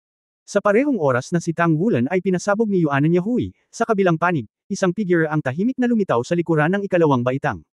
Hindi, ito ay dalawang figure upang maging tumpak. Itinuro ng isa sa kanila si Bai Hanying. Ang kumikinang na punyal ay direktang tumusok sa kanyang balikat. Ito ay aktwal na labanan. Kung ito ay virtual na labanan, ang layunin ay ang leeg. Ang isa pang figure ay lumitaw sa likod ni Duan Hanxiao na parang kidlat. Bago niya hinaipan ang pangatlong tunog, hinampas niya ang kanang kamay. Exe, Shadow Dragon Clone. Ang kanyang hitsura ay nagulat kay Bai Hanying, ngunit ang kanyang reaksyon ay napakabilis, ang kanyang katawan ay biglang nanigas, at sa sandaling ang punyal ni Exe ay nasaksak, ang kanyang buong katawan ay naging mga cherry blossom at nahati sa lahat ng direksyon. Bilang isang Oiliary Weapon Soul Master, paanong walang ilang paraan ng pagliligtas ng buhay? Nang ipihit ni Duan Hanxiao ang mahabang klauta sa kanyang palad, tumama ito sa dulo ng punyal ni Exe. Si Exe ay hindi humarap sa kanya ng direkta, at sa sandaling siya ay nataman, binawi niya ang kanyang punyal, natapakan ng makamulto na mga anino, at umikot sa Broken Soul Knight. Gamit ang sariling kapangyarihan, sinawsal niya ang dalawa pang tao ng sabay. Bakit ngayon ka lang nag-shoot? Hinihintay na lang ang pagtakpan ng Blizzard. Ang air cannon ay lumipad na sa kaibuturan ng Blizzard.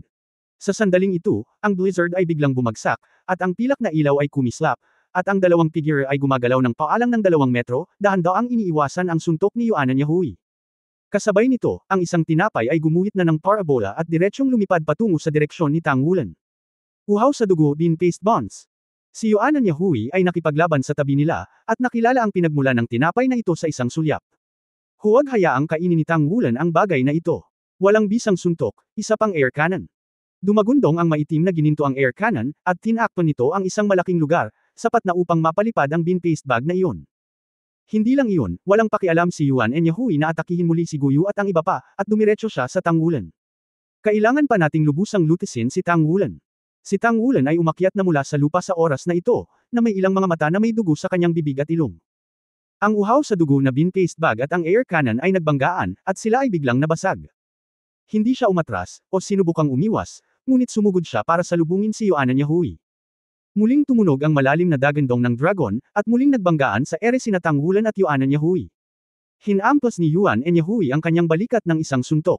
Si Tang Wulan ay nasugatan pa rin. Natatakot siyang masaktan talaga siya ng seryoso.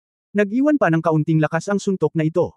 Bahagyang dumulas ang mga paa ni Tang Wulan, ang kanyang katawan ay nakatagilid, at ang Golden Dragon Claw gamit ang kanyang kanang kamay ay dumiretso sa malambot na nakabitin na kanang braso ni Yuan Yahui upang hawakan ito. Kasabay nito, bahagyang inikat ang katawan, itinaas ang kaliwang paa at itinuro ang tuhod. Nahuli ni Tang Men ang Panginoon.